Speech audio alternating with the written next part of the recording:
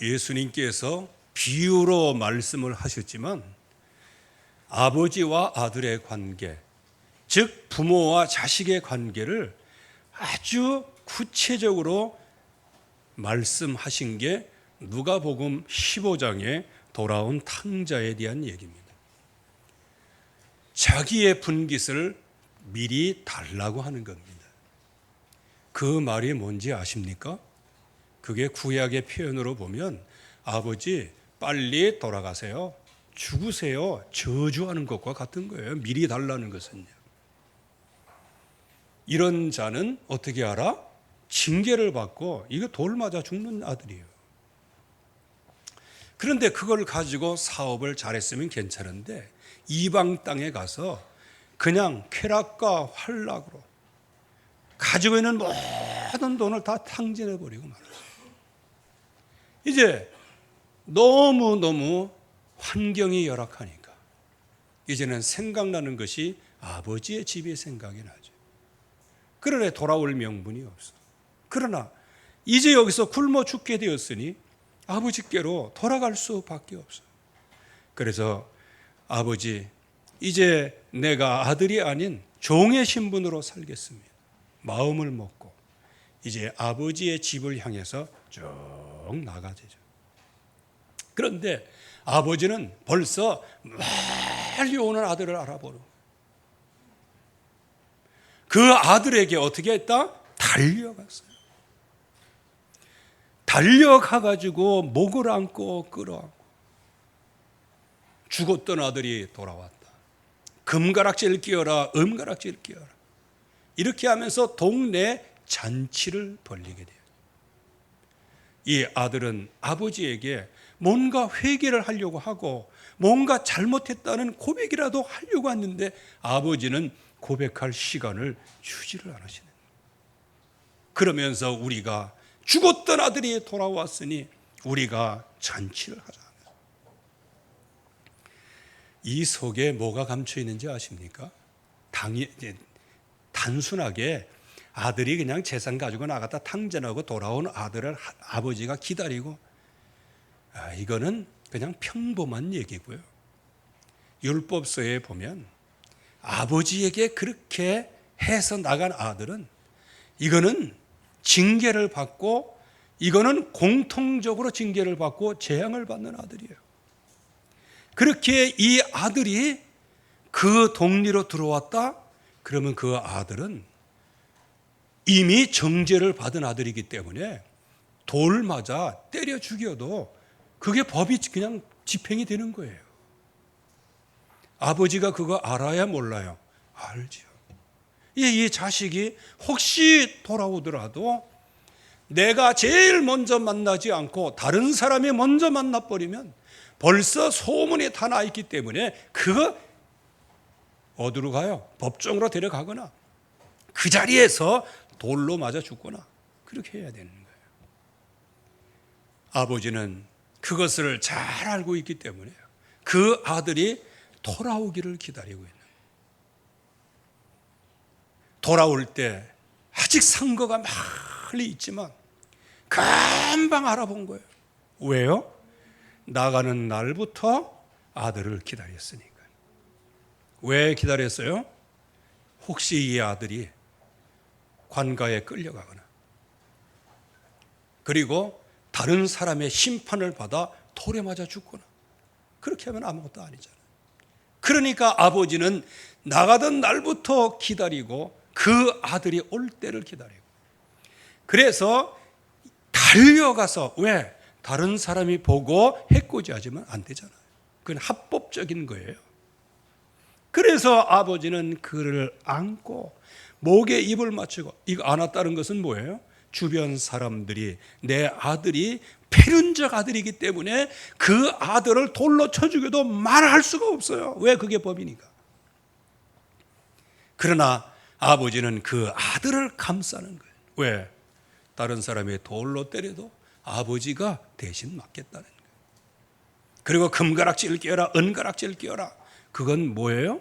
가락지를 낀다는 것은 자녀의 신분을 완벽하게, 그리고 이 아들이 죽었다가 돌아왔다 이렇게 얘기하지 탕진하고 돌아왔다 그렇게 얘기 안 했어요. 죽었다가 돌아왔다.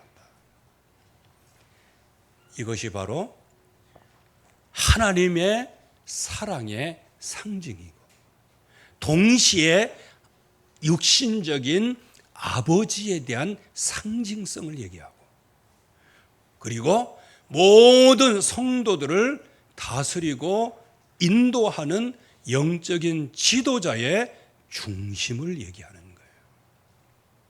그래서 성경적 부모의 유형 3가지가 있어요. 그 중에 제일 첫 번째는 뭐냐? 창조주 하나님이 계세요. 저와 여러분들은 하나님의 형상대로 지어진 그리고 흙으로 지어졌지만 그 코에 생기를 넣어서 생명이 되게 하신 존재가 우리의 존재예요.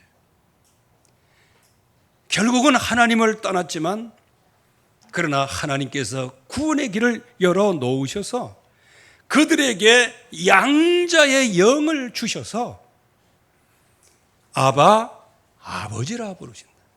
여기 아바 아버지는 이렇게 생각하면 돼요. 이건 똑같아요. 전 세계 공용한 것 같아요. 아빠라는 거예요. 아빠 아버지. 우리 큰 아이가 요즘에도 이제 과도기에 있어요. 전화 딱 하면 아빠. 야 임마 지금 네가 몇 살인데. 그러다가 아버지 뭐 이렇게.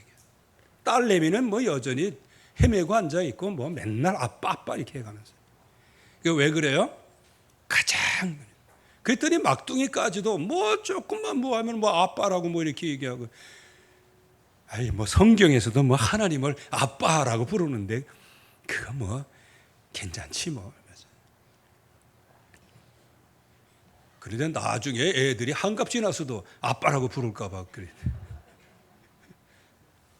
뭐 그것도 좋은 일이죠. 왜? 밀착이 됐다는 것이니까. 아바 아버지라 부르는 거예요.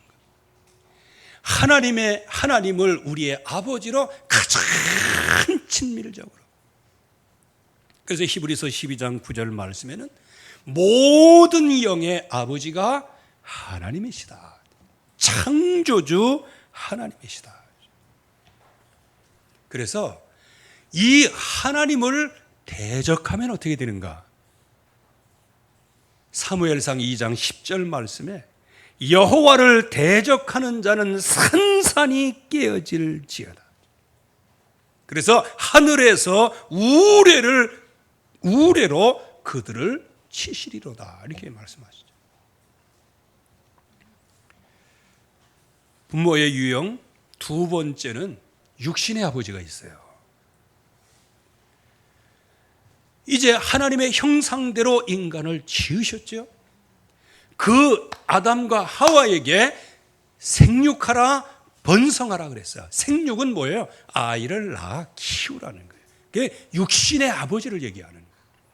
언약은 하나님으로부터 왔고 아담과 하와는 육신적으로 하나님의 형상대로 지음받았고 그 형상이 그 후대에 내려가 다스리고 정복하는 복을 받도록 하나님께서 세팅을 해 놓으신 거예요. 그렇기 때문에 육신의 아버지는 하나님의 말씀 성취의 근원이 되는 거예요. 그래서 출애굽기 3장 6절 말씀에는 내 조상의 하나님 아브라함과 이삭과 야곱의 하나님이로다. 이게 뭘 얘기할까요? 단순히 그 이름을 얘기하는 게 아니고 그거는 족장을 얘기하는 거예요. 생육으로 시작했지만 나중에는 다스리고 정박할 만큼 큰 무리와 제사장의 나라로 복을 받게 되어지는 거예요. 그게 육신의 아버지의 역할이에요. 그래서 히브리서 12장 9절 말씀에는 영의 아버지 있을 뿐만 아니고 육신의 아버지가 있다. 그런데 여기 육신의 아버지를 대적하면 어떻게 되는 거예요?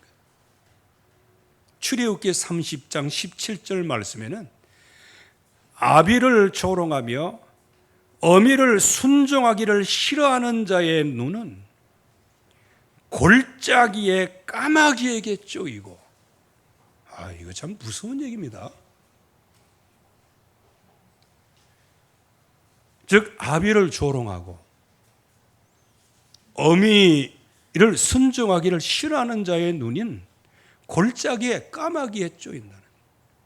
그러면 골짜기라는 게 뭡니까? 그건 아골골짜기와 비슷한 거예요. 결국 나중에 인생이 아골골짜기 인생이 돼가지고 거기에서 이제는 어떻게 해요? 까마귀를 이길 수 있는 힘이 없어. 왜? 까마귀가 눈을 쫙 먹는데도 힘이 없는 거예요. 그리고 거기 뭐라고 말씀하세요? 독수리의 새끼가 그 남아있는 눈을 먹는다. 여러분들 이게 무슨 처참 에스겔 골짜기와 같은 거예요. 결국 인생의 말년이 그렇게 되어진다는 거예요. 세 번째는 영적인 지도자가 있죠. 열왕기하 2장 12절 말씀에는 엘리사가 이제 엘리야에게 얘기하는 거예요. 이제 그건 이제 엘리야가 이제는 승천을 하고 그때에 엘리사가 이렇게 외친 거예요.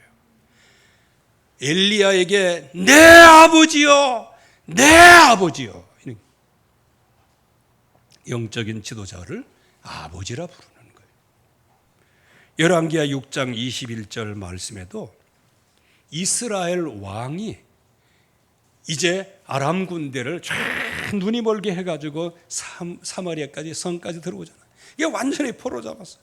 이때에 이스라엘 왕이 엘리사에게 한 얘기예요. 내 아버지여 이들을 치리이까?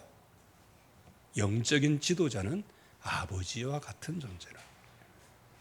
그 아버지는 육신의 아버지가 아닌 하나님 아버지와 같은 존재라는 거예요. 위임된 존재니까.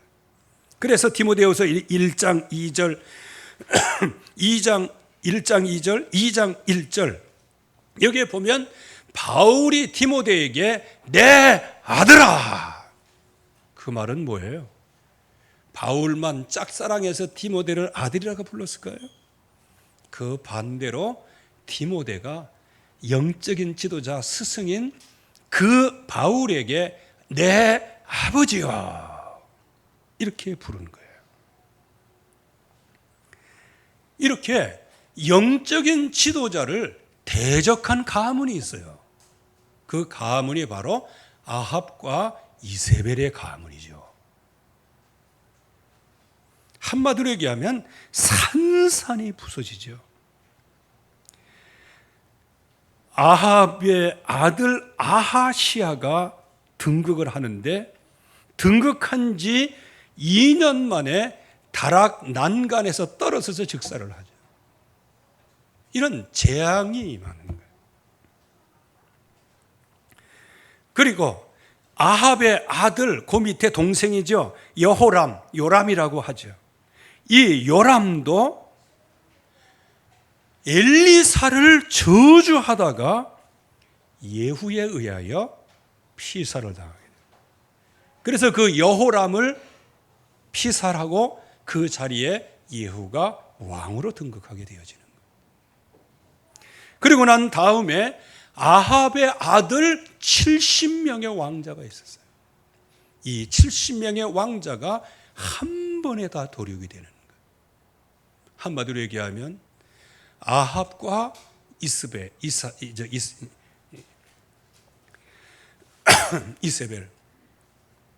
완전히 그 가문이 무너지게 돼요. 그래서 열왕기상 10장 10절에서 11절 말씀에 보면 여호와께서 아합의 집에 대하여 하신 말씀은 하나도 땅에 떨어지지 아니하리라. 여호와께서 그 종 엘리야를 통해서 하신 말씀이 이제 이루셨도다. 즉 하나님의 말씀이 이루어지는, 엘리야를 대적했던 그 아합의 가문이 이렇게 처참하게, 그러면서 11절 말씀에는 아합의 집, 또 아합으로 말미암아 출세했던 모든 귀족들, 그리고 그 아합 왕이 신뢰했던 사람들, 그 말은 뭐예요? 한마디로 얘기하면 딸랑이들이죠. 딸랑이들. 요즘에 그 딸랑이 뭐 검사, 판사 뭐 이런 거 많이 나오잖아요. 아합 왕에 충성했던 딸랑이들. 그리고 아합 왕의 그 악행에도 불구하고 먹고 살려고 그래도 예배를 드려줬던 모든 제사장들, 전부 다 몰살을 당하게 되는 거예요. 이게 하나님의 재앙입니다. 그래서 영적인 지도자를 대적하는 아합의 가문, 이게 제가 이제 지금은 이 신앙이 그렇게 가까이 와 닿질 않아. 그러나 지금부터 한 40년 전에, 50년 전에는요, 이 신앙이 가까이 있었어요. 제가 이제 전도사로 이제 서울에 이제 부목사 겸 전도사로 이제 들어갔는데, 거기에 그 당시에 나이는 나보다 한 2살 정도 아래인 것 같은데, 이게 목사님의 아들, 큰 아들의 친구예요. 그런데 교회 식당에서 이렇게 밥을 먹는데 나하고 같은 식탁이에요. 근데 그냥 목사님을 그냥 상욕을 막 하고 그러는 거예요. 근데 이게 안 들리냐? 들려요. 그 같은 공간인데. 그 얘기는 뭐예요? 상습적으로 아예 그냥 목사님에 대해서 적개심을 갖고 있는 사람이에요. 그 아들 친구인데 그 뭐가 억한 심정이 있었는지는 잘 모르겠어요. 그때는 이제 우리가 배운 신앙은 저렇게 되면 저 장자가 죽는 건데 저거. 그 당시엔 그렇게 생각했어요. 요즘에는 좀 많이 희석이 됐는데, 거기에 제일 첫째가 그때 2살인가 그랬어요. 그렇게 막 목사님 향해서 막 저주를 벗고 보름도 안 돼가지고 하나님이 그를 데려가시는. 그래서 이게 하나님의 말씀이 맞구나. 그래서 영적인 지도자, 주의 정도를 핍박하는 자는 그게 아합의 가문과 같이 되어질 수밖에 없는 거예요. 전 솔직히 이런 얘기 하기 싫은데, 그러나 여러분들이 알고는 있어야 돼요. 뭐 핍박하는 건 자유인데 알고는 있어야 된단 말이에요.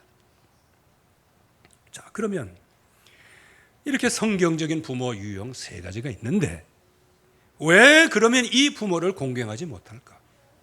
거기에 한 3가지가 있어요. 이유가.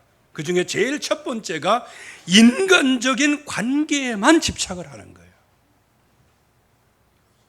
성경적인 오해를 하게 되죠. 그러다 보니까 창세기 3장 나중심, 6장 육신중심, 11장 성공중심, 이거를 가지고 부모를 보는 거예요. 그래서 부모가 나에게 잘해주면 아버지고 못해주면 나쁜 사람이고, 기준이 이렇게 돼버리고 말았어요. 그래서 요즘에 청년들이 그렇다 그러잖아요. 나는 진짜 이 시대의 재벌이 되고 싶다. 그런데 말이지, 우리 아버지가 일할 생각을 안 해요. 글쎄, 좀 세대가 이런 세대예요. 나중심, 육신중심, 내 성공중심, 이거를 부모의 등에 타가지고 뭔가 하려고 하는, 그러다 보니까 그게 가능하면 부모가 존경을 받고, 그게 가능하지 않고 이렇게 해서 막 이게 가난하고 그러면 부모를 욕하고 저주하고, 이게 성경적인 오해를 한 거예요. 그리고 이제 현실적 상황도 있어요. 그 아버지가 폭행을 하고 폭언을 하고 그야말로 막 가정이 막 무참하게 막 깨지는 그런 가운데서 도저히 공경할 수 없는 부모, 거기 배경에는 뭐가 들어있어요? 내가 부모로부터 수혜를 받아야 되는데 그 수혜는 하나도 없고 나에게 피해만 왔다 이거예요. 여러분들, 이렇게 해서 천륜이 깨지는 거예요. 이렇게 해서 부모와 자식 간에 문제가 생기는 거예요.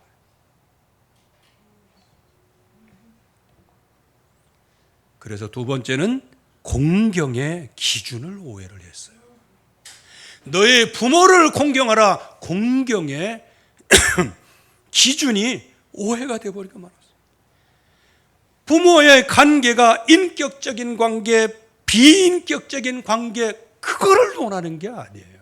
이거를 넘어서는 것이 공경이에요. 그래서 부모의 역할이 있는 거예요. 부모의 위치와 자리가 있는 거란 말이에요. 이거를 너무 육신적, 나 중심, 육신 중심, 내 성공 중심으로 생각하지 마세요. 오늘의 나라는 존재가 이 땅에 태어나고 나라는 생명이 태어난 그 매개체로 하나님이 부모를 주신 거예요. 그래서 여러분들이 성공하시기를 바랍니다. 여러분들이 여러분 가치를 발견할 때 부모의 가치를 발견하는 거예요. 그러니까 지금 가정이 자꾸 무너지기를 시작하죠. 여기에 왜 부모를 공경하지 못하는가? 부모의 상징성을 이해를 못해요. 전혀 이해를 못해요. 여러분들, 부모의 상징은 뭐냐? 하나님의 대리자예요. 아니, 우리 부모는 불신자인데 하나님의 대리자입니까? 뭐 꼭 사명이 있어야 하나님의 대리자가 되는 거 아니에요. 하나님께서는 백성들을 시험코자 하실 때 마귀를 대리자로 세우셔요. 욥을 시험하실 때 마귀를 대리자로, 목숨만, 생명만 건들지 마라, 그리고 다 시험해봐라 그랬어요. 여러분들, 이거는 주 안에 있든 주 밖에 있든 상관없이 여러분들의 생명을 이 땅에 태어나게 하신 하나님의 대리자로 부모가 있는 거예요. 여러분들, 이거를 이해를 해야 부모 공경이 뭔지를 이해하는 거예요. 그래서 여러분 스스로가 믿음에서 성공해야, 우리 부모님이 비록 저렇게 처참한 가운데서 많은 고통이 내게 왔지만 이 모든 것이 하나님의 은혜로 된 것이었구나, 이제 이거를 발견하게 되어지는 거예요. 그리고요, 부모의 상징성은 뭐냐? 하나님의 동역자예요. 동역자, 그러니까 우리는 너무 이제 지금까지 편중 있게 동역자를 생각했는데, 동역자는 뭐냐? 여러분들의 생명을 이 땅에 태어나게 하는 통로로 부모가 계신 거예요. 그래서 너희는 하나님을 경외하라. 경외하는 이런 단어를 부모에게 썼어요. 너희 부모를 공경하라, 경외하라는 거예요. 그래서 레위기 19장 3절 말씀에는 너희 각 사람은 부모를 경외하라. 그래서 잠언 23장 25절 말씀에는 네 부모를 즐겁게 하며 너를 낳아준 여인 어미를 기쁘게 하라, 이렇게 말씀하시는 거예요. 그런데 부모를 기쁘게 할 사람은 누굽니까? 부모로부터 나는 하나도 수혜 못 받고 계속 피해만 당했는데, 이제 망한 아들은 부모를 공경할 수가 없어요. 이제 나중에 공경하게 되죠. 불효자는 옵니다. 이제 이때 맨 하절에 가서. 그래서 하나님께서 부모라고 하는 매개체를 주셨는데 어떤 의미에서 주셔요? 죄를 깨닫는 데는 부모 외에는 없어요. 그냥 부모님께 막 석탄 백탄 태우고 막 그렇게 하다가 나중에는 임종 보지도 못하고 나중에 이제 완전히 그냥 대가마가 돼가지고 대가리가 깨져도 마약 뭐 이런 거 대깨 뭐 그런 게 돼가지고 아무튼 간에 그렇게 하다가 부모님이 돌아가신 걸 알고 나중에 이제는 부모님의 무덤에서 큰 떼장을 손으로 긁어가면서 이제 불효자로 오는 거예요. 그렇게 하면서 가슴을 치면서 그때 뭐가 일어나요? 진짜 양심의 회개가 일어나는 거예요. 그런데 부모에 대한 양심의 회개가 일어나지 않는다? 그걸 갖다 한마디로 얘기하면 화인 맞은 양심이라는 거예요. 그래서 기도하셔야 되는 거예요.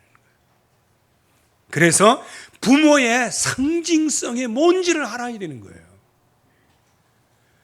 그래서 여러분들이 지금 여기까지 에베네셀의 하나님께서 하나님 떠난 나에게 불우한 가정의 모든 것 그리고 부모님들의 여러 가지 열악한 환경 가운데서 하나님이 나를 여기까지 인도하시고 나를 예수 믿게 하시고 이 땅에서 사명자로 살게 하시고 영원한 천국까지 완벽하게 인도하셨구나. 할렐루야. 이거 하나만 가지고도 부모님의 상징성을 이해하는 거예요. 여러분들이 부모가 어쩌든 간에 이 자리에서 예비할 수 있다는 거, 하나님 앞에 예비할 수 있다는 거, 예수가 그리스도 그 은혜를 알았다는 거, 그리고 그 이름을 부르고 그 이름을 영접하는 모든 자들에게 하나님의 자녀된 권세를 주시고 그 모든 신앙 고백한 모든 사람들 마음속에 주의 성령께서 함께 하셔서 이 땅에서 천국을 누리고 영원한 영생에 들어가게 하셨다. 그거 하나만 가지고도 부모를 공경할 수 있는 겁니다. 여러분들이 부모를 공경할 수 있기를 바랍니다. 그 응답을 깊이 잘 알아야 되는 거예요. 잠언 28장 24절 말씀에는 부모의 물건을 도둑질하고도 죄가 아니라 하는 자는 멸망을 받게 될 거다. 멸망받는 자의 동료가 되는 것이다. 아까도 말씀드렸지만 이 돌아온 탕자가 바로 멸망의 동료가 되는 거예요. 하나님을 떠난 사람 멸망의 동료가 되어지는 거예요.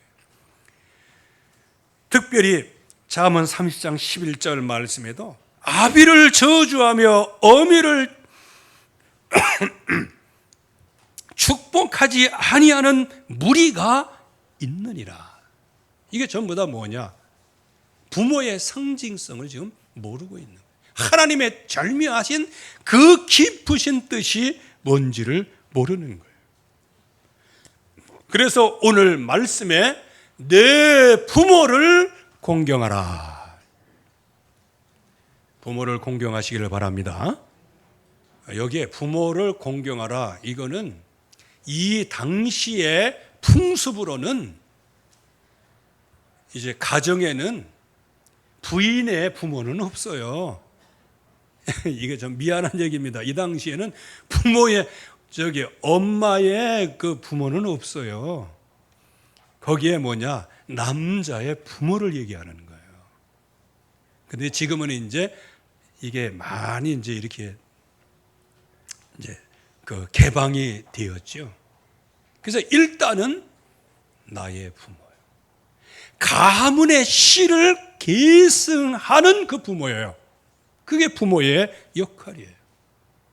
그래서 우리 렘넌트들 지지고 볶고 사는 것처럼 보이지만 그 부모님이 계셨기에 여러분들이 이 자리에 와 있는 거예요. 여러분들이 렘넌트가 된 거예요. 시대를 살리는 20년 내 모세와 같은 지도자로 하나님이 불러내신 거예요. 그거 하나만 가지고도 부모를 공경할 수 있는 거예요. 그래서 오늘 에베소 6장 1절에서 3절 말씀, 특별히 1절 말씀은 내 부모를 공경하라, 이것이 옳으니라. 옳은 일이라는 거예요. 여러분들 여기서 옳다 그러면 반대말로 틀리다 뭐 이걸 얘기하는데, 여기 옳다는 반대말이 틀리다가 아니에요. 여기 옳다라는 얘기는 한마디로 얘기하면 근원적인 것을 얘기하는 거예요. 한마디로 얘기하면 본성을 얘기하는 거예요. 너희 부모를 공경하라, 이것이 옳으니라. 다른 말로 표현하면 내 부모를 공경하라, 이것이 내 본성이니라. 본성을 회복해야 되는 거예요. 저와 여러분들의 본성이 그래요. 그래서 그야말로 불효자들이 그렇게 하지만 나중에 부모가 돌아가시고 난 다음에 가책을 느껴서 그때 불효자는 웁니다라고 얘기하는데, 그게 뭐다? 본성이 회복되는 거예요. 그래서 하나님의 형상대로 지음받은 하나님 아버지를 아는 본성을 우리에게 주신 거예요. 그래서 이 세상에 어떤 법보다 양심이 우선되고, 하나님의 말씀을 지킨다 안 지킨다 그 이전에 말씀 주신 그 하나님을 공경하고 경외하는 거예요. 특별히 오늘 12장 12절 말씀에는 그리하면 부모를 공경한 그 결과를 얘기하죠. 내 하나님 여호와가 내게 준 땅에서 뭐를 주시겠다는 거예요? 땅을 주시겠다는 거예요. 영역을 주시겠다는 거예요. 신명기 5장 16절에도 똑같은 말씀이 임하죠. 내게 준 땅에서 내 생명이 길리라. 즉 부모를 공경하는 것, 즉 아까 말씀드렸죠, 상징성의 의미가 있는 거예요. 이거는 인격이 좋다 나쁘다 이거에 의하여 부모와 관계가 있는 게 아니에요. 내가 이 땅에 생명을 가지고 태어난, 그래서 예수 하나 전능하신 하나님 알고, 그 아들 예수 그리스도 알고, 성령의 충만함을 알고, 그리고 영원한 영생의 대열에 하나님의 서게 하시고, 이 땅에 사는 동안에 천국을 누리다가 천국에 가고, 이 땅에 사는 동안에 하나님이 주시는 그 어마어마한 사명, 하나님의 일을 감당하다가 영원한 천국에 가는 그 사실 하나, 그 생명이 주어졌다는 그 사실 하나로 여러분들의 육신의 부모를 공경할 수 있습니다. 공경할 수 있기를 바랍니다. 공경하지 않는다? 일단은 그 사람은 육신적으로도 이제 실패하고 있는 거예요. 영적으로도 지금 실패하고 있는 거예요. 왜? 하나님의 상징성을 몰라요. 그렇다고 해서 무턱대고 뭐 부모 공경해야 된다 이걸 얘기하는 게 아니에요. 나의 생명을 하나님께서 주셨는데 우리 부모를 통하여 나에게 주셨다는 거예요. 그래서 마지막 때에는 어떤 현상이 일어나느냐? 부모를 거역하게 되어지는 거예요. 사사시대도 그랬고, 디모데후서 3장 2절 말씀에는 말세에 고통하는 때가 이르는데 그 중에 특징 하나가 뭐냐? 왜 고통을 당하느냐? 부모를 거역하며, 이렇게 말씀하셨어요. 여러분들 보세요. 부모를 거역한 사람 치고 마음이 편한 사람이 있어요? 마음이 편하다. 그러니까 이렇게 볼 수 있어요. 부모님 복이 많으면 막 신경이 나고 그래요. 그거 부모를 거역하는 거라기보다는 부모를 사랑하는 마음에 일말의 마음이 있기 때문에 그렇게 하는 거예요. 부모를 무시하는 거, 이건 진짜 거역하는 거예요. 요즘에는 그런 얘기가 있다 그러면 어떤, 제가 뭘 들었더니 그런 얘기가 있어요. 요즘에, 이건 서울 강남 얘기입니다. 우리하고는 좀 틀릴 수 있는데 근데 의미는 있을 것 같아요. 대학 들어가려고 하면 세 가지가 있어야 된다면, 좋은 대학 가려면 첫째, 할아버지의 재력이 있어야 된다. 두 번째, 엄마의 지혜가 있어야 된다. 세 번째, 아버지의 무관심이 있어야 된다. 그래야 좋은 대학 간. 지금 가정에서 부모의 상징성이 사라졌어요. 부모의 상징성이 사라졌어요. 부모의 권위가 무너지고 아버지의 권위가 상실이 되었어요. 오늘 여기 계신 모든 아버지들, 이 하나님이 주신 이 권위를 회복하기를 바랍니다. 말 한마디라고 할지라도, 잘 모르는 얘기를 할지라도 말씀을 얘기하고 들려주면 하나님이 그 권위를 주셔서 그 말씀이 자녀들 가슴에 심겨지게 돼 있어요. 그래서 지금 아버지의 권위가 상실되면서 결국에 가서는 아버지의 자리에 뭐가 앉아 있어요? 자식이 전부 다 앉아 있는 거예요. 그래서 지금 이 시대가 굉장히 어려운 시대. 그래서 지금 가정의 위기의 시대예요. 부모의 권위, 역할, 경제가 다 상실되고 부모의 세대가 후대를 놓고 기도해야 되는데 고독한 상실감, 여기에 방치가 되어 있는 거예요. 핵가족이다 이렇게 해가지고. 그리고 부모에 대한 경멸과 저주, 여호와를 부모를 공경하라, 이 반대말이 경멸하고 저주하는 거거든요. 그러니까 결국에 가서는 부모를 폭행하는, 이게 완전히 폐륜적인 것들이에요. 그래서 지금 이 천륜의 관계를 깨뜨리는 제도, 문화, 법 제정, 그래서 차별금지법, 체벌금지법, 이거 놓고 정말로 우리가 그래서 기도해야 되는 거예요. 이번 6월 1일 선거 잘해야 됩니다. 지금 흑암 세력, 악한 악령들은 이 제도를 어떻게 해요? 지금 아버지라고 해서 자녀들 체벌 못해요.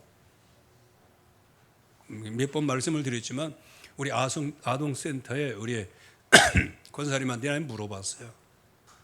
이 애들이 조금 잘못되고 그럴 때 성경에는 매를 대라고 그랬는데 매까지는 좀 그렇고 스팽크는 어떻게 했냐 그랬어요. 스팽크라는 거 여러분들 아시죠? 자식이 잘못했을 때 막 엉덩이를 이렇게 때리게 하는 거예요. 그랬더니 우리 이지영 권사님이 그대로 이거 체벌이에요. 여러분들 애들이 잘못했을 때 그거 이렇게 하는 게 그게 체벌이란 체벌. 지금 법이 이렇게 돼가고 있어요. 그거는 자녀 보호법이 아니에요. 물론 특별한 특별한 예외적인 것이 있어요. 그러나 그거를 하자고 법 제정해서 모든 부모를 죄인으로 만들면 안 되는 거예요. 지금 법 제정 이것들이요. 그래서 문화적으로 역행을 하고 지금 이 시대가 자칫 잘못하면 그런 흑암에 쌓인 그 사람들이 법으로 막 결정을 해버리면 결국은 어떻게 돼요? 하나님 모르도록 부모와 배신하도록 영적인 지도자 무시하게 되어지는 거예요. 그러면 이 땅에 질서가 없어지는 거예요. 무너지는 거예요. 그래서 골로새 3장 20절 말씀에 자녀들아 모든 일에 너희가 부모에게 순종하라. 이것은 주를 매우 기쁘게 하는 것이니라. 주를 기쁘게 하는 거예요. 제가 어떤 영상을 보다가 그 예화가 나왔는데 참 재밌더라고요. 옛날 이제 지어낸 얘기겠죠. 그냥 의미는 있다고 생각합니다. 옛날에 이제 원님이 새로 부임을 했어요. 이 원님이 부임하자마자 효자가 누구냐 하고 이제 효자상을 줘야 되는데 그때 동네에서 한 남자를 효자라고 하면서 지금까지 벌써 원님으로부터 효자상을 몇 번 받았으니까 이 사람이다 이렇게 하고 이제 추천을 했어요. 그러니까 이제 이 사람이 원님 앞에 가가지고 이제 어떤 효도를 했냐? 예, 지금까지 어머니가 돌아가신 지 10년이 좀 넘었지만 우리 아버님을 늘 조속으로 가서 찾아드리고 문안 인사드리고 고기도 사다 드리고 모든 거 하고 아침 저녁으로 정말로 복음도 부족함이 없도록 지금까지 다 이렇게 했습니다. 근데 결과는 뭐냐? 곤장 10대를 맞고 나갔다는 거예요. 이놈 자식, 네 불효 자식이라면서. 이제 집에 와가지고 아버지한테 막 엉덩이가 부어갖고 들어오니까 아버지가, 야, 너 같은 효자가 왜 그래? 원님이 뭐라고 말씀하시든지, 네 하면서 뭐라고 말씀하실게? 야, 이놈아, 아버지가 혼자 된 지 10년인데 새 장가를 안 드려? 그래서 두드려 맞았다는 거예요. 이게 그냥 예는 예로 끝났어요. 그랬더니 아버지가 이제 제대로 된 원님이 오셨구만, 그렇게 얘기했더라니. 뭐 이건 지어낸 얘기일 거예요. 뭐죠? 겉으로는 다 완벽하게 잘하지만 뭐가 안 돼? 소통이 안 된다. 그래서 우리가 가문을 바꾸는 길이 뭐냐? 내 부모를 공경하라. 이게 가문을 바꾸는 거예요. 왜? 내가 내게 준 땅이 있어요. 장수하고 내 생명이 길리라. 이게 가문과 후대의 번성을 얘기하는 거예요. 그래서 여러분들 안에 주신 이것이 옳으니라, 부모를 공경하는 것이 옳으니라, 이 본성을 회복하기를 바랍니다.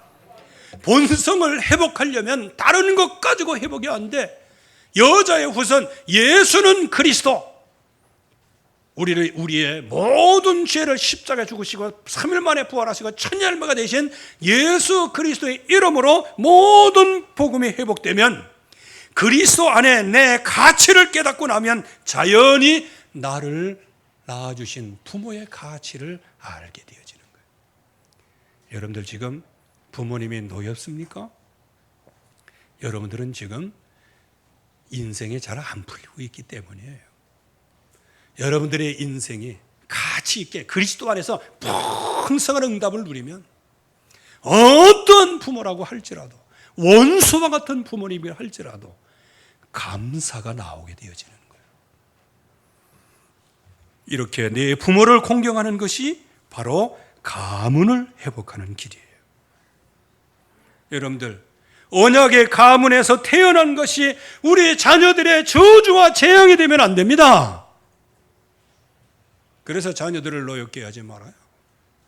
자녀들은 부모님을 하나님의 상징성, 부모의 상징성을 갖고 있어야 돼요. 그래서 우리 후대들은 은혜를 많이 받아야 돼요. 오직 예수 그리스도 안에서 완전한 승리로. 그래서 우리의 후대들은 그리스도로 성공해야 됩니다.